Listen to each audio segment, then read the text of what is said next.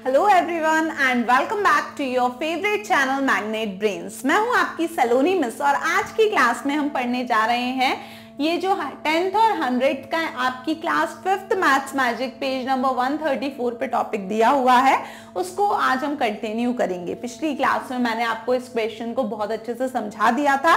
Topic का हमने नाम रख लिया है अंडरस्टैंडिंग सेंटीमीटर इन मिलीमीटर, क्योंकि यहाँ हम सेंटीमीटर और मिलीमीटर को समझकर ही इन लेंथ को कर रहे हैं मेजर। तो मैं बोलूंगी अंडरस्टैंडिंग सेंटीमीटर इन मिलीमीटर पार्ट 1, पिछला वाला जो हमारा वीडियो था उसमें हमने इस क्वेश्चन तक समझ लिया था, उसका आंसर रीड करना रह गया था। तो अभी हम उसका आंसर रीड कर लेंगे कि कैसे इसको हमको लिखना है आंसर के फॉर्म में, और उसके बाद आज की क्लास में हम ये जो और क्वेश्चन है इसके आगे के इन क्वेश्चंस को हम करेंगे कंटिन्यू। तो ये वाला हमने नाम रखेंगे understanding centimetre and millimetre part 2 हो जाएगा, है ना। उसमें हम इसके आगे का क्वेश्चंस, आगे के क्वेश्चन सॉल्व करने की बिल्कुल समझेंगे और सॉल्व करेंगे। सो देखिए यहाँ पे जो क्वेश्चन था हमारे पास वो क्या था वो हम समझ चुके थे। हमको यहाँ पे कुछ बताना था कि हमने बचपन में सबसे छोटी पेंसिल यूज करी वो कितने लेंथ की होगी और इस पेंसिल की लेंथ कितनी है एक बार हमको गैस करनी थी, फिर मेजर करके लिखना था और फिर देखना था कि हमने जो गैस किया है, अंदाजा लगाया है, वो कितना कितना सही है। तो ये सारी चीजें हमने अभी तक देख ली थी और इसको मैं बिल्कुल आपको बता दूं, बार बार फिर से मैं बोल रही हूं आपसे कि रिवीजन करते रहिएगा, क्योंकि ये चैप्टर बहुत ही अच्छा इंपॉर्टेंट चैप्टर है हमारा 10th एंड 100th, और इस चैप्टर को समझना बहुत इंपॉर्टेंट है। ये बेसिक है एक तरीके से मैथ्स में आपका। इसके बाद आगे की क्लासेस में इससे रिलेटेड बहुत सारे बड़े बड़े क्वेश्चंस आएंगे, तो यहाँ आपको एटलीस्ट समझ में आ जाना चाहिए कि आप सेंटीमीटर, मिलीमीटर, मिलीमीटर को सेंटीमीटर में कैसे बदल रहे हो एंड इस टाइप की बहुत सारी चीजें। सो देखिए ये हमें क्वेश्चंस हम बहुत अच्छे से इसीलिए ब्रीफली सॉल्व कर रहे हैं ताकि आपका कोई भी चीज छूटे ना। अभी तक हम सेंटीमीटर, मिलीमीटर, मिलीमीटर का कन्वर्जन सेंटीमीटर में ये सब बातें सीख चुके हैं। 10th क्या होता है, 100th क्या होता है, वो सब सीख चुके हैं हम। कैसे हम 1/10 को क्या कर सकते हैं, अगर हमने 1 सेंटीमीटर को 10 बराबर हिस्सों में बांटा है तो उसका हर एक हिस्सा कहलाता है 1/10 सेंटीमीटर, यानी कि एक हिस्सा उन 10 बराबर हिस्सों में से। और 1/10 सेंटीमीटर को हम 1 मिलीमीटर भी बोलते हैं, यानी कि 1 सेंटीमीटर को 10 हिस्सों में बांटा तो उसका एक हिस्सा, जैसे हम बोलते हैं 1/10 है सेंटीमीटर, तो उसको हम 1 मिलीमीटर भी बोल सकते हैं। इसका मतलब 1 मिलीमीटर में 1/10 सेंटीमीटर होते हैं, दोनों बराबर होते हैं। तो ये सारी बातें हम ऑलरेडी बहुत अच्छे से डिस्कस कर चुके हैं। तो शुरू करते हैं आगे का पार्ट। उसके पहले एक इंपॉर्टेंट बात, इंपॉर्टेंट मैसेज आपको देना चाहूंगी कि यहाँ पर हम मैग्नेट ब्रेन्स में आपको पूरा कोर्स फ्री ऑफ कॉस्ट दे रहे हैं। हम ऐसा नहीं करते कि पहले 2 चैप्टर्स फ्री में पढ़ाएं आपको और फिर आगे के चैप्टर्स के पैसे मांगे। सो यहाँ ऐसा कुछ नहीं हो रहा है। मैग्नेट ब्रेन्स आपको पूरे बेस्ट वीडियो लेक्चर्स, अपने पूरा कोर्स आपको दे रहा है फ्री ऑफ कॉस्ट। तो अब आपकी बारी है कि आपको खूब मन लगा के पढ़ाई करनी है मैग्नेट ब्रेन्स के साथ। तो चलिए शुरू करते हैं। लिखा है what was the length of smallest pencil you have used, यानी कि सबसे छोटी पेंसिल आपने कौन सी यूज करी थी। तो मेरे को लग रहा है कि the smallest pencil that I had used was about 1 centimetre long, यानी कि मैंने जो 1 सेंटीमीटर लॉन्ग इतनी सी पेंसिल भी यूज करी होगी बचपन में कभी ना कभी। सो आपने जितनी लंबी पेंसिल, कम से कम सबसे छोटी बताना है कि छोटी से छोटी कौन सी पेंसिल यूज करी थी आपने, उसकी लंबाई कितनी थी।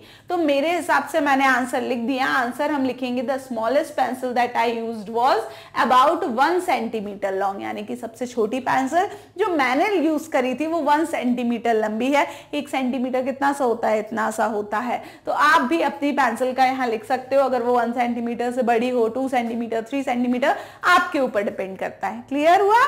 आगे लिखा था कि how long is this pencil, यहाँ पे ये जो पेंसिल दी है आपको गेस करना था, यानी अंदाजा लगाना था, बिना मेजर करे बताना था देखकर ही कि ये कितने सेंटीमीटर लंबी हो सकती है। तो देखने पे मुझे लग रहा है कि यहाँ से यहाँ तक 1 सेंटीमीटर, ये 2 सेंटीमीटर, ये 3 सेंटीमीटर, 3 सेंटीमीटर लंबी हो सकती है। देखने में हमको यही दिख रहा है।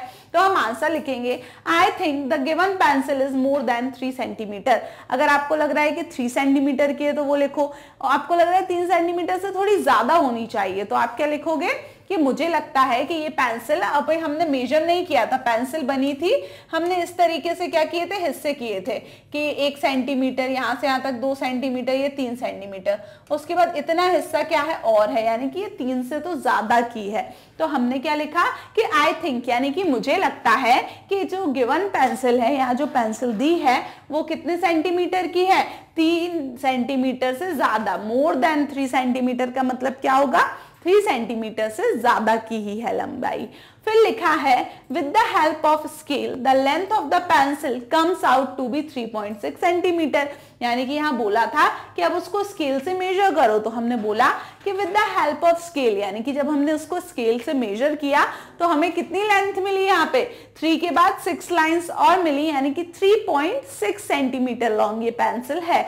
तो वही चीज हमने यहाँ पर लिख दी। तो आगे लिखा है how good was your gas, यानी कि आपका गैस, यानी कि आपने जो सोचा था और जो आंसर आया वो कितना अच्छा था। तो बिल्कुल बहुत अच्छा था, क्योंकि मैंने बोला था 3 सेंटीमीटर से ज्यादा है, तो देखो 3 सेंटीमीटर से ज्यादा ही मेरा आंसर आया 3.6 सेंटीमीटर।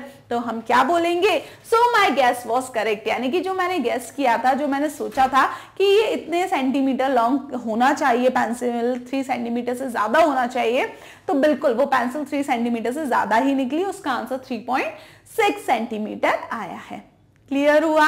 तो ये मैं यहाँ आपको आंसर लिख के इसलिए बता रही हूँ कि इस क्वेश्चन को आपको line by line her question का इसमें आंसर इस तरीके से आपको लिखना पड़ेगा, क्योंकि देखो आंसर पता होना बहुत अच्छी बात होती है, आंसर फाइंड आउट करना और भी अच्छी बात होती है, पर और ज्यादा इससे इंपॉर्टेंट क्या है, आंसर को रिप्रेजेंट करना, यानी लिखना कैसे है वो भी आना चाहिए। आप सीधा सीधा इसमें 3.6 सेंटीमीटर लिखकर आ जाओगे, मैम राइट तो लगा देंगी, पर मैम कहेंगी बेटा तुमने कुछ एक्सप्लेन तो किया ही नहीं कि ये 3.6 तुमने लिखा क्या है। तो आपको इस तरीके से पूरा आंसर वहां पर लिखना पड़ेगा। क्लियर हुआ? ये आप आंसर इसी तरीके से क्वेश्चन लिख के कॉपी में, उसके नीचे इस तरीके से आंसर लिख सकते हैं, तो आपके कॉपी में सारे आपके नोट्स भी बन जाएंगे। चलिए आगे बढ़ते हैं। नेक्स्ट क्या दिया हुआ है, लिखा है what is the length of this pencil. यहाँ पे अब एक और छोटी सी पेंसिल दी हुई है, देखिए बिल्कुल छोटी नन्ही मुन्नी सी बेबी पेंसिल है, ये तो बिल्कुल ऐसी लग रही है। सो हमसे पूछा गया है what is the length of this pencil, यानी कि इस पेंसिल की लंबाई कितनी है, तो हमको बताना है डैश मिलीमीटर, यानी मिलीमीटर में कितनी है ये पेंसिल लंबी, and what is its length in centimetre, और उसी को अगर हम सेंटीमीटर में जानना चाहें लेंथ, तो वो कितनी होगी। तो पहले चलिए स्केल पे देख लेते हैं कि आ कितनी रही है, फिर देखेंगे कि कितने मिलीमीटर और कितने सेंटीमीटर है ना। चलिए सो देखिए यहाँ पे जरा, ये जो पेंसिल रखी हुई है यहाँ पे वो कैसे रखी हुई है, 1 से शुरू हुई है। ये पेंसिल कहां से शुरू हुई है, ये देखिए ये 1 से शुरू हुई है, और अगर ये 2 तक जाती तो 1 से लेके 2 तक पूरा क्या हो जाता, 1 सेंटीमीटर हो जाता, 2 नंबर्स के बीच में 1 सेंटीमीटर कंप्लीट होता है। पर ये तो सच में ही नन्ही मुन्नी सी पेंसिल है, बहुत छोटी है यार, ये तो मतलब 1 से लेके 2 तक नहीं जा पा रही। अब यहाँ तो मैंने आपको बड़ा फोटो करके दिखा दिया, मैग्नीफाइंग ग्लास लगा हुआ है इसलिए बड़ा बड़ा नंबर दूर दूर दिख रहे हैं, नहीं तो ये देखिए आपने उसमें 1 इधर है 2 इधर है, यानी कि इतनी, इससे भी और छोटी पेंसिल है ना, वही हुआ मतलब कि 1 से 2 तक भी वो पूरी नहीं जा रही, यानी कि वो 1 से लेके 2 तक इतनी सी जगह होती है, उससे भी छोटी पेंसिल है वो जिसकी हम बात कर रहे हैं। तो देखिए जरा, तो यानी कि पूरा 1 सेंटीमीटर तो नहीं है, तो आंसर काय में आएगा, मिलीमीटर में। कैसे, अब हम गिनेंगे लाइन, कितनी लाइन यूज हुई, 1 2 3 4 5 और ये 6, यानी कि 6 लाइंस तक आ रही है। जहां से शुरू करते हैं उसकी बाद वाली लाइन से गिनना, 1 को नहीं गिनेंगे, फिर यहाँ 1 2 3 4 5 और ये वाली 6 लाइंस यूज हुई। हर एक लाइन क्या होता है, 1/10 सेंटीमीटर के बराबर होती है, क्योंकि ये 10 बराबर हिस्सों में बटा है पूरा 1 सेंटीमीटर, तो अगर 6 लाइन है तो वो क्या कहलाएंगी, 6/10 सेंटीमीटर, जिसको हम और क्या लिखते हैं, 0.6 सेंटीमीटर लिखते हैं। या फिर अगर सेंटीमीटर में नहीं चाहिए तो हम कैसे लिखेंगे, जितनी लाइन्स उतने मिलीमीटर। हमने देखा था कि आप हर एक हिस्से को 1/10 सेंटीमीटर बोल सकते हो, या फिर आप हर एक हिस्से को क्या बोल सकते हो, 1 मिलीमीटर। तो एक लाइन 1 मिलीमीटर की, तो 6 लाइन कितने की, 6 मिलीमीटर की हो जाएंगी। इसका क्या मतलब है कि ये जो पेंसिल है आपकी, इसकी लेंथ कितनी है? तो हमने बहुत अच्छे से देखा कि ये जो पेंसिल है हमारी, वो एक्चुअली पूरी 1 सेंटीमीटर की भी नहीं है, वो कुछ मिलीमीटर्स में आ रहा है, क्योंकि यहाँ 1 से शुरू होके 2 यहाँ था, वो 1 से 2 तक जाती तो 1 सेंटीमीटर कंप्लीट होता, पर वो तो नहीं गई। उसने सिर्फ कितनी लाइन कवर करी? 1 2 3 4 5 और ये 6 लाइन कवर करी। 6 लाइंस मतलब 6/10 हिस्सा, 6 lines out of 10 lines in centimetre, तो 6/10 सेंटीमीटर आया। मुझे पता है नीचे अगर 10 होता है तो उसको 0.6 लिख सकते हैं 10 को हटा के, तो यानी इसको 0.6 सेंटीमीटर लिख सकते हैं, पर मुझे तो आंसर चाहिए मिलीमीटर में, मेरे को नहीं खेलना सेंटीमीटर से। तो क्या करूंगी? मुझे पता है हर एक लाइन जो होती है 1 मिलीमीटर के बराबर होती है, तो जो 6 लाइन्स हैं वो कितने की होंगी? 6 मिलीमीटर्स की। तो देखो हमारे दोनों काम सॉल्व हो गए। क्या यहाँ हमसे पूछा था कि लेंथ ऑफ पेंसिल मिलीमीटर में कितनी है, यहाँ पे डैश मिलीमीटर का मतलब क्या है? आंसर हमको मिलीमीटर में लिखना है, तो मिलीमीटर में कितना आंसर आया आपका? 6 मिलीमीटर। तो हमने यहाँ लिख दिया 6 मिलीमीटर। और बोला था what is its length in centimetre, centimetre में कितनी लंबाई होगी? तो हमको पता है कि एक हिस्सा 1/10 सेंटीमीटर होता है, तो यहाँ 6 लाइन है तो 6/10 सेंटीमीटर होगा। तो आप यहाँ आंसर क्या लिख सकते हो?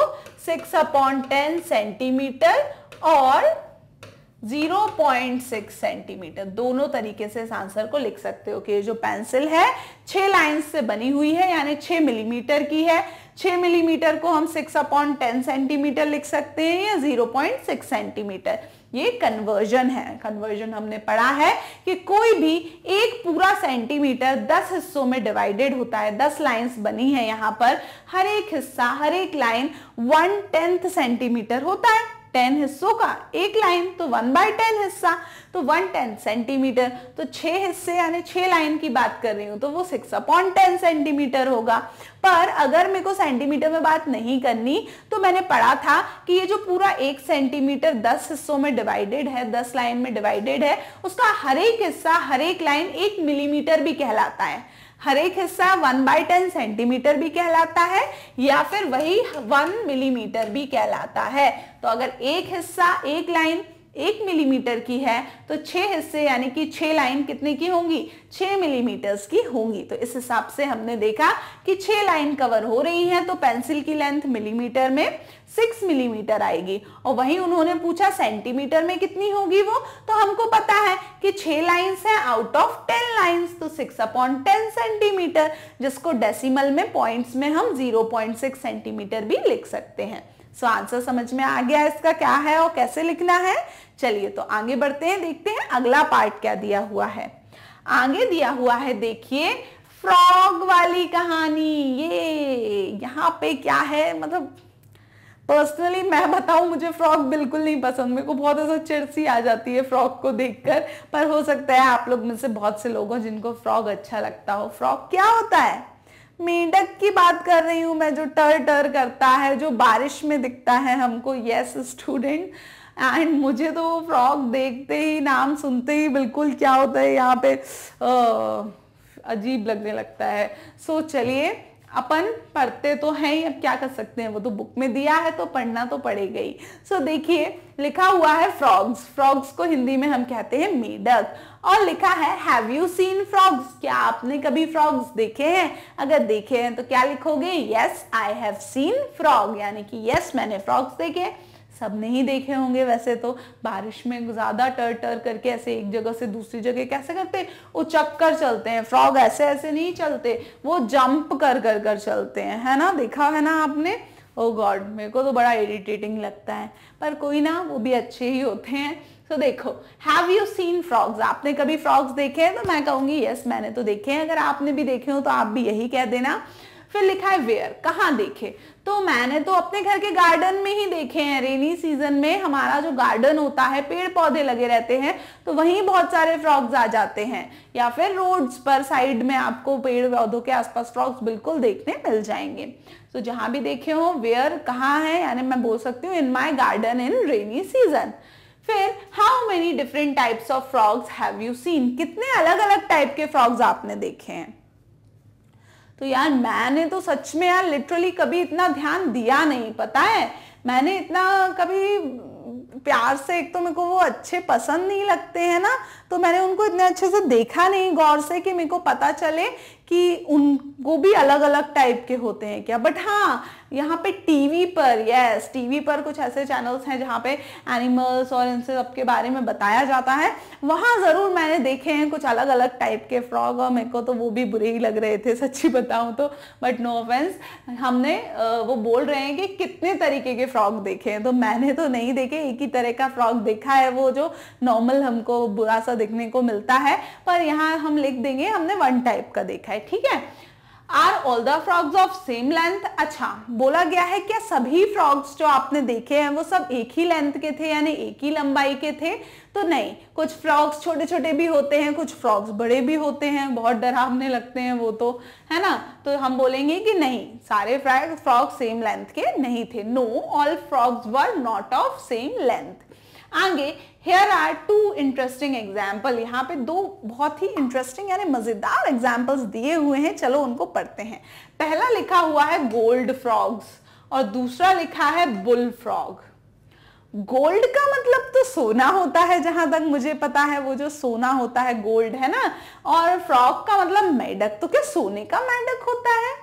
ऐसा तो नहीं हो सकता यार, सोने का मेंढक होगा तो वो तो बड़ा महंगा होगा, है ना।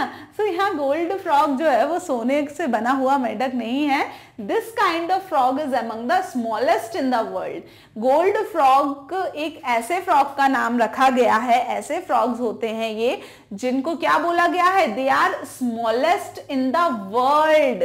सिर्फ इंडिया की बात नहीं चल रही है, आपके भोपाल की बात नहीं चल रही है, आपकी सिटी की बात नहीं चल रही, पूरे वर्ल्ड यानी पूरी दुनिया की बात चल रही है कि पूरी दुनिया में जितने भी फ्रॉग्स होते होंगे उनमें से सबसे स्मॉलेस्ट यानी सबसे छोटे जो फ्रॉग होता है वो फ्रॉग कहलाते हैं गोल्ड फ्रॉग। तो अब याद रहेगा गोल्ड फ्रॉग्स कौन से फ्रॉग्स हैं, पूरे वर्ल्ड के सबसे स्मॉलेस्ट छोटे वाले फ्रॉग होते हैं गोल्ड फ्रॉग। तो अब देखते हैं वो कितने छोटे होते हैं। तो its length is only 0.9 centimetre. उसकी लेंथ कितनी होती है? 0.9 सेंटीमीटर। बताइए जरा बच्चों, 0.9 सेंटीमीटर कितना होगा? 0.9 का मतलब 9/10 सेंटीमीटर। 9/10 का मतलब कि 10 हिस्सों में से 9 हिस्से, यानी कि 9 लाइंस के बराबर। दैट मीन्स अगर हम 0 से यहां शुरू करें तो 1 2 3 4 5 6 7 8 9 यहां तक ही आपका क्या होगा, फ्रॉग आ पाएगा। यहाँ पे अगर रखा होगा तो वो बस इतना, ये तो मैंने फिर भी बड़ा बना दिया। स्केल पे अगर आप देखोगे तो बस स्टार्टिंग से 9 लाइन तक, यानी कितना है ये तो पता है कितना है, मेरे नेल्स का भी आधा है। अपना जो नेल होता है, थंब का नेल ले लो या यहाँ कोई सा भी नेल ले लो, तो इस नेल का भी आधे हिस्से में ही वो फ्रॉग बन जाएगा, यानी एक नेल पर ही मेरे वो जो फ्रॉग है वो बैठ जाएगा। वो फ्रॉग इतना सा होता है कि हमारी उंगली का ये जो नाखून है उस पर ही वो फ्रॉग बन जाएगा। सोचो कितना छोटा होता है, क्योंकि वो शुरू करें 0 से तो वो 0 से 1 तक भी नहीं पहुंच पाएगा, वो कितने में बस 9 लाइंस तक हो जाएगा, तभी तो उसको 0.9 सेंटीमीटर बोला गया है ना। उसको और क्या लिख सकती हूँ मैं, 9 मिलीमीटर भी बोल सकती हूँ मैं, क्योंकि 9 लाइन की बात चल रही है। तो सेंटीमीटर में 0.9 सेंटीमीटर या 9/10 सेंटीमीटर या फिर 9 मिलीमीटर का ही है। कितना छोटा सा है यार, जस्ट इमेजिन कि मतलब अगर वो आपको मिल गया तो आपका जो हैंड है उसके नील्स के ऊपर वो बैठ जाएगा, बस इतना सा है वो, इससे ज्यादा बाहर नहीं निकलने वाला। तो जस्ट इमेजिन करो, सोचो कि कितना छोटा होता है। तो इस टाइप के फ्रॉग्स को हम क्या बोल रहे हैं, गोल्ड फ्रॉग्स नाम दिया गया है। लिखा है gas how many such frogs can sit on your little finger, यानी कि आपकी ये जो छोटी सी फिंगर होती है, सोचो ये वाले गोल्ड फ्रॉग्स कितने बैठ सकते हैं इस छोटी सी फिंगर्स पर। तो देखो नेल्स पर एक बैठेगा, फिर यहाँ 1 2 3 4 5 6 7 फ्रॉग तो बैठ ही सकते हैं हमारे मिडिल फिंगर पे। इतने छोटे से फ्रॉग हैं, देखो यहाँ मैग्नीफाइंग ग्लास से यहाँ एक फिंगर बनी हुई है, उंगली बनी हुई है, और उस फिंगर के ये देखो नेल्स तक में ही बैठा हुआ है, यानी कि वो जो मेढक है, वो जो फ्रॉग है, वो इतना छोटा होता है कि वो आपकी हाथ की जो उंगली है उसका जो नाखून है, कितनी सी जगह में होता है अपना नेल्स, उस नेल्स पर बैठ जाएगा, वो इतना सा है। तो सोचो आपकी पूरी उंगली पे कितने सारे फ्रॉग्स बैठ सकते हैं उस तरीके के, राइट। चलिए आगे देखिए, ये तो रही गोल्ड फ्रॉग की बात। आगे जो बात दी है वो दी हुई है बुल फ्रॉग की। अब ये बुल फ्रॉग क्या होता है देखते हैं जरा। Bull frog, but this is among the biggest frog. Bull frog क्या है, ये सबसे बड़े फ्रॉग होते हैं, यानी कि पूरी दुनिया में जो भी सबसे बड़े साइज का जो फ्रॉग है, मेढक होता है, उनको क्या नाम दिया गया है, बुल फ्रॉग। तो सिर्फ हम अपनी सिटी की बात नहीं कर रहे, अपनी कंट्री की बात नहीं कर रहे, पूरी दुनिया की बात कर रहे हैं। पूरी दुनिया में जितने भी तरह के मेढक फ्रॉग होते हैं, उनमें से जो सबसे बड़ा फ्रॉग होता है, उन फ्रॉग को हम क्या बोलते हैं, बुल फ्रॉग नाम दिया जाता है। और इनका देखते हैं, इनका लेंथ कितनी है, कितने बड़े होते हैं ये। तो देखो लिखा है it is as long as 30.5 centimetre, यानी कि ये जो है वो कितने बड़े हैं, 30.5 सेंटीमीटर लॉन्ग है। What do you mean by 30.5? 30 मतलब 30 सेंटीमीटर और 0.5 मतलब 5 मिलीमीटर। और तो देखो जरा, मेरे पास 30 सेंटीमीटर का स्केल है, ये बात कर रहे हैं 30.5 सेंटीमीटर की, इसका मतलब 30 सेंटीमीटर और 5 मिलीमीटर। और तो ये जो स्केल है मेरे पास, इसमें ये नंबर्स 1 से लेकर 30 तक लिखे हैं और एंड में लिखा है 30 सेंटीमीटर, यानी कि यहां से लेके यहां तक अभी सिर्फ 30 सेंटीमीटर हुआ है। फिर 5 लाइन छोटी छोटी और, तो ऑलमोस्ट इतना लंबा वो फ्रॉग होता है, इतना बड़ा वो फ्रॉग होता है। सोचिए कि अगर आप हाथ में लोगे तो इतनी बड़े में वो फ्रॉग बनेगा। इतना बड़ा मेढक कभी देखा है आपने? मैंने तो नहीं देखा, और ना मेरे को फ्रॉग पसंद, तो वो आप ही देख लीजिएगा गूगल करके। बाकी हमें ये बताना है कि जो इतने बड़े साइज के फ्रॉग होते हैं, ऑलमोस्ट इतना ही लंबा वो फ्रॉग होगा, वो फ्रॉग दुनिया के सबसे बड़े फ्रॉग्स में माने जाते हैं। और उन फ्रॉग, उन मेढक को हम क्या कहते हैं, बुल फ्रॉग नाम दिया जाता है। और उसी का बिल्कुल उल्टा गोल्ड फ्रॉग होते हैं, सबसे छोटे फ्रॉग, वो 0.9 मिलीमीटर, यानी कि आपकी उंगली की नाखून पे बैठ जाएगा वो फ्रॉग, इतना छोटा सा होता है। तो सबसे छोटा फ्रॉग कितने सेंटीमीटर का है, 0.9, यानी कि 9 मिलीमीटर, सिर्फ 9 लाइंस के बराबर है। और वहीं पे जो सबसे बड़ा फ्रॉग है वो कितने का है, सबसे बड़ा फ्रॉग 30.5 सेंटीमीटर। ये देखो बच्चा पकड़े हुए, कितना बड़ा मेढक है वो। सो ये जो होगा 30.5 सेंटीमीटर का मतलब पूरे 30 सेंटीमीटर होंगे आपके, यहाँ 1 से लेके 30 तक। और फिर यहाँ वहां पे 0.5 यानी 5 लाइन और 30 के बाद इतना बड़ा वो फ्रॉग होता है, जिसको हम बोल रहे हैं बुल फ्रॉग। तो अब याद रहेगा ना कैसे पता चला हमें छोटा और बड़ा साइज। इतना बड़ा फ्रॉग तो मैंने भी कभी जिंदगी में नहीं देखा अभी तक। चलो आगे बढ़ते हैं, नेक्स्ट देखते हैं इसमें और क्या बोला गया है। इसी में कुछ क्वेश्चंस पूछे गए हैं हमसे, तो हम तो एक्सपर्ट है क्वेश्चन का आंसर करने में, तो चलो अपन आंसर कर लेते हैं। लिखा है What does 0.9 सेंटीमीटर मीन, यानी कि बोला है कि 0.9 सेंटीमीटर मीन मतलब इसका क्या मतलब है। तो 0.9 सेंटीमीटर का क्या मतलब है, तो देखो वी नो दैट 1 सेंटीमीटर में कितने मिलीमीटर होते हैं, 10 मिलीमीटर होते हैं। तो 0.9 सेंटीमीटर में कितने होंगे, 9 मिलीमीटर होंगे। इसका मतलब 0.9 सेंटीमीटर का क्या मतलब है, 9 मिलीमीटर। वो तो मैंने पहले ही बता दिया था। ये लोग पूछ रहे हैं कि वो जो अपना गोल्ड फ्रॉग है वो 0.9 सेंटीमीटर का है। इसका क्या मतलब है कि अगर हमने 0 से शुरू किया तो हम कितनी लाइंस गए होंगे, हम 9 लाइन तक गए होंगे। तो यहां से यहां तक इतनी लंबाई होगी वो छोटे से फ्रॉग की। उसके यहाँ 0 से 1 तक आते तो पूरा क्या हो जाता, यहां से यहां तक 1 सेंटीमीटर हो जाता, पर ये यहां से यहां तक ही रह गया, इधर तक, एक के पहले 9 लाइंस, यानी कि पूरा 1 सेंटीमीटर भी नहीं है। कितना है, 9 लाइंस है। और 9 लाइंस का मतलब क्या होता है 9 मिलीमीटर। 0.9 सेंटीमीटर का मतलब पूछा था उन्होंने, तो हमने बता दिया कि हमको पता है कि पूरे 1 सेंटीमीटर में 0 से 1 तक जाएंगे तो पूरा 1 सेंटीमीटर हो जाएगा। 1 सेंटीमीटर में 10 हिस्से होते हैं, यानी कि 10 मिलीमीटर होते हैं। तो 0.9 सेंटीमीटर की अगर मैं बात करूं तो इसमें कितने होंगे? 0.9 सेंटीमीटर मतलब 9 लाइंस की हम बात कर रहे हैं, यानी कि वो क्या हो जाएगा? 9 मिलीमीटर के बराबर होगा। तो ये हमने इस तरीके से आंसर लिख दिया। समझ गए अपन? चलिए आगे बढ़ते हैं। तो यहाँ नीचे लिखा है it is the same as dash millimetre, कि वो कितने मिलीमीटर्स के बराबर है? 9 मिलीमीटर के बराबर होगा, यानी कि 0.9 सेंटीमीटर को हम 9 मिलीमीटर भी बोल सकते हैं। चलिए आगे देखते हैं। लिखा है it is the same as, यानी किसके सेम है वो? 9 मिलीमीटर लिख देंगे यहाँ पे। We can also say this is 9/10 of a centimetre, right? पूछ रहे हैं हमसे कि क्या फिर हम इसको 9 मिलीमीटर को क्या बोल सकते हैं? 9/10 सेंटीमीटर भी बोल सकते हैं क्या? तो 9/10 सेंटीमीटर क्या मतलब है? 9 का मतलब तो 9 और 10th का मतलब मैंने बताया था अपॉन में आता है, ये 10th है ना। तो यानी 9/10 का मतलब है 9/10, 9/10 ऑफ अ सेंटीमीटर, यानी कि 9/10 सेंटीमीटर। किसको बोलने का कह रहे हैं ये? 9 मिलीमीटर को। तो ये बोल रहे हैं कि क्या हम 9 मिलीमीटर को, ये जो 9 मिलीमीटर आया है उसको 9/10 सेंटीमीटर बोल सकते हैं क्या?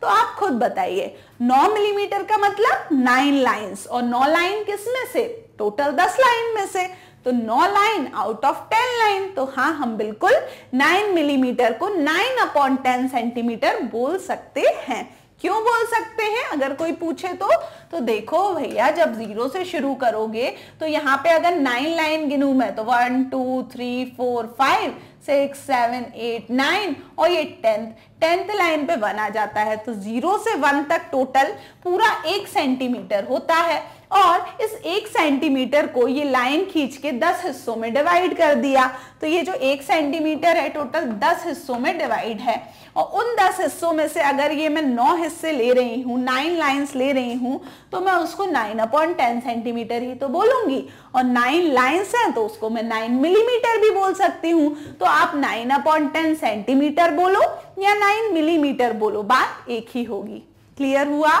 चलिए आगे देखते हैं। तो it is same as 9 millimetre आप लिख दीजिएगा, और राइट जो पूछा था तो आप बोलिएगा कि yes this is 9/10 of a centimetre, यानी कि इसको हम 9/10 सेंटीमीटर बोल सकते हैं। Got it? ओके, आगे देखिए। तो दूसरा क्वेश्चन है कि so 30.5 centimetre is same as dash centimetre and dash millimetre बोल रहे हैं। तो अगर इसी तरीके से आप कर रहे हो तो आपको जो बड़ा वाला फ्रॉग मिला था वो 30.5 सेंटीमीटर का था। तो मैं इसको कैसे लिख सकती हूँ कि ये जो है वो कितना सेंटीमीटर है इसमें और कितना मिलीमीटर है? तो हमको पता है कि पॉइंट के पहले की जो वैल्यू है 30 उतना होता है वो पूरा सेंटीमीटर, और पॉइंट के बाद यानी कि ये 5 जो है वो क्या है? 5 लाइंस है। 5 लाइंस है, इसका क्या मतलब है? 5 मिलीमीटर है। तो ये क्या होगा? 30.5 सेंटीमीटर, 30.5 सेंटीमीटर को हम 30 सेंटीमीटर और 5 मिलीमीटर के फॉर्म में तोड़ सकते हैं। फिर अगर इसको कंबाइन करके लिखना है तो 30.5 सेंटीमीटर लिख सकते हैं। देखो ना यहाँ पे 30.5 जो सेंटीमीटर है ये एक्चुअली 30 सेंटीमीटर प्लस 0.5 सेंटीमीटर है। 30 सेंटीमीटर में 0.5 सेंटीमीटर जोड़ा तभी 30 प्लस 0 30 और 0.5 30.5 सेंटीमीटर मिला।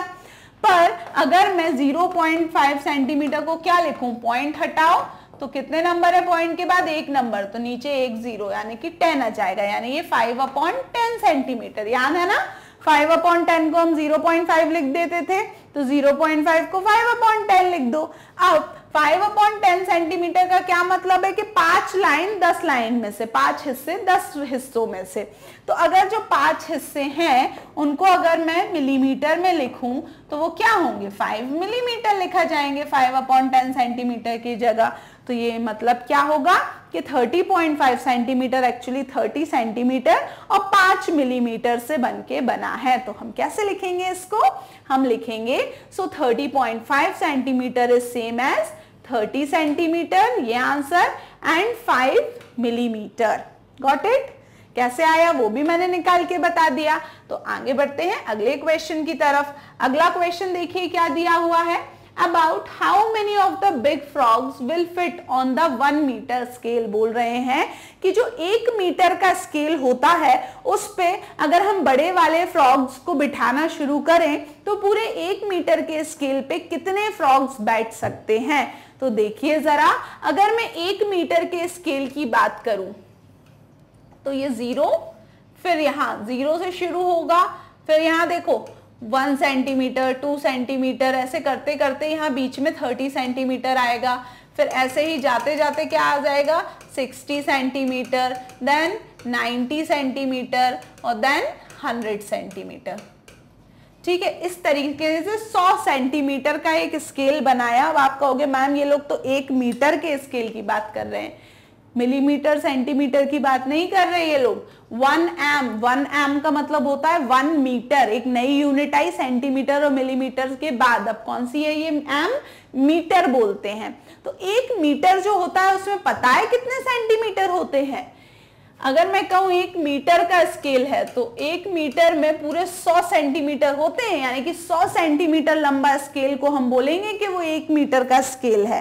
तो अगर ये मेरे पास क्या है, स्केल है, और यहाँ देखिए 1 2 3 4 लिखे हुए हैं और पूरा 30 तक लिखा है, इसका मतलब ये जो स्केल है वो कितने सेंटीमीटर का है? 30 सेंटीमीटर। इसमें एक और स्केल मिलाओ तो 30 प्लस 30 60 सेंटीमीटर, एक और मिलाओ तो कितना 90 सेंटीमीटर, और 10 सेंटीमीटर और करो तो ऑलमोस्ट इतना लंबा जो स्केल होगा उस कॉर्नर से इस कॉर्नर तक, वो स्केल होगा 100 सेंटीमीटर का। और मैंने अभी बोला कि 100 सेंटीमीटर का मतलब होता है 1 मीटर, यानी कि इतने लंबे 100 सेंटीमीटर वाले स्केल को मैं क्या कहूंगी कि वो 1 मीटर का स्केल है। तो अब थोड़ा सा बड़े फॉर्म में देखना, अभी हम सिर्फ इन नंबर्स के बीच की लाइनों को देख रहे थे, अब इन नंबर्स को देखो कितने ज्यादा बड़े चले गए। तो अगर ये 100 सेंटीमीटर का स्केल है और हमसे पूछा है कि अगर इस 100 सेंटीमीटर मतलब 1 मीटर, 1 मीटर के स्केल पे हम बड़े वाले फ्रॉग, देखो बिग फ्रॉग्स को बैठाना शुरू करें तो कितने फ्रॉग्स यहां बैठ सकते हैं? तो देखो एक जो फ्रॉग है बड़ा वाला, उसकी लेंथ कितनी है? 30.5 सेंटीमीटर। दूसरे फ्रॉग भी 2 फ्रॉग होंगे तो और एक और 30.5 सेंटीमीटर, एक और फ्रॉग ले लो 30.5 सेंटीमीटर। टोटल कितना हुआ देखो 5 10 15, 5 1 कैरी, 1 और 0 यानी 1, 3 3 6 और 9, तो ये कितना सेंटीमीटर हो गया? 91.5 सेंटीमीटर। इसके बाद अगर मैं एक और फ्रॉग ले लूं 30.5 सेंटीमीटर, ऐड करूं कितना होगा? 1 + 0 1, 9 और 3 नहीं 5 5 10, 0 1 कैरी, 1 और 1 होगा 2 और 9 और 3, 9 के बाद 10 11 12, तो ये होगा 122.0 सेंटीमीटर, यानी कि 122 सेंटीमीटर। इसका मतलब अगर मैं 4 फ्रॉग को बिठाती हूं एक के बगल में एक, तो पूरा 122 सेंटीमीटर चाहिए, पर यहां तो हम सिर्फ 100 सेंटीमीटर की बात कर रहे हैं, 122 तो इसके बाहर निकल जाएगा। तो यानी एक फ्रॉग को हटाओ, 3 फ्रॉग लो। 3 फ्रॉग अगर लेते हैं तो टोटल कितनी लंबाई आएगी? एक के बाद एक को बिठाएंगे तो 3 फ्रॉग की लेंथ को मिला के, एक फ्रॉग बैठा, फिर एक फ्रॉग बैठा, फिर एक फ्रॉग बैठा, तीनों को मिला के आ रहा है ऐड करके 91.5 सेंटीमीटर। तो 91.5 कहां से आएगा? 0 से लेके यहां कहीं तक, 90 के बाद एक और तक, तो ये क्या होगा? 91.5 सेंटीमीटर। तो 100 से थोड़ा सा कम है, तो यहां तक कितने मेढक बैठ जाएंगे? देखो 30.5 यहां तक एक, फिर 60 के थोड़े से आगे तक दूसरा, फिर 90 के थोड़े से आगे तक तीसरा, ऐसे 3 मेढक तो बैठ जाएंगे। उसके बाद जब चौथा बिठाओगे एक और 30.5 सेंटीमीटर का, तो वो जो है इस स्केल से बाहर निकल जाएगा। इसका मतलब फोर्थ हम नहीं बिठा पाएंगे। हमको बोला है कि इसी 100 सेंटीमीटर मतलब 1 मीटर के ही स्केल पे बिठाना है, बाहर नहीं निकलना चाहिए। तो इसका मतलब आप कितने फ्रॉग बिठा पाओगे? 0 से 30.5 सेंटीमीटर तक एक फ्रॉग, फिर एक और 30.5 सेंटीमीटर का फ्रॉग, एक और 30.5 सेंटीमीटर का। 3 जो है फ्रॉग, इन तीनों की लंबाई में देखूं तो टोटल 91.5 आ जाएगी, यहां तक बैठ जाएंगे वो फ्रॉग। उसके बाद मेरे पास ऑलमोस्ट कितने, थोड़ा बहुत सेंटीमीटर, थोड़ी लाइन और बच रही है, यानी कि उतने में एक और फ्रॉग नहीं आ पाएगा बड़ा वाला। इसका सीधा सीधा मतलब है कि मैं ये 1 मीटर यानी कि 100 सेंटीमीटर के स्केल पे 3 फ्रॉग को बिठा सकती हूँ। चौथे को अगर मैं बिठाऊंगी तो वो स्केल के बाहर निकल जाएगा। तो हमसे पूछा था about how many of the big frogs, यानी कि बड़े वाले फ्रॉग में से कितने frog will fit on 1 metre scale, 1 metre के स्केल पे बैठ जाएंगे, फिट रहेंगे। तो हम क्या बोलेंगे? 3 फ्रॉग्स। क्या आएगा आंसर आपका इसका? 3 फ्रॉग्स। अब अगर आपने सिर्फ इतना सा आंसर लिख दिया तो मैम कहेंगी बेटा रट के आंसर आए हो, है ना। इतना सा आंसर तो लिखना नहीं है। अब जो मैंने इतनी रामायण आपको सुनाई कि 1 मीटर में 100 सेंटीमीटर होते हैं, और अगर 3 फ्रॉग की लंबाई मिलाओ एक के बाद एक, तुम ऐड करने के बाद वो 91.5 आ रही है, यानी कि 0 से शुरू होके 91.5 तक 3 फ्रॉग बैठ पाएंगे। उसके बाद चौथा फ्रॉग बिठाओगे तो वो 122 पे जाएगा सेंटीमीटर पे, जो 100 से ज्यादा हो रहा है, बाहर निकल जाएगा। इसलिए सिर्फ 3 ही फ्रॉग को हम बिठा पाएंगे इस वाले स्केल पे, 1 मीटर के स्केल पे। तो अब इस रामायण को जो मैंने अभी आपको सुनाई, इस पूरी थ्योरी को लिखना कैसे है एक बार वो देख लो। तो हमने बोला we know that 1 metre is 100 centimetre, यानी कि हमको पता है 1 मीटर में 100 सेंटीमीटर होते हैं। Length of biggest frog is 30.5 centimetre, और सबसे बड़ा जो फ्रॉग होता है, मेढक होता है, उसकी लेंथ कितनी होती है? 30.5 सेंटीमीटर के बराबर।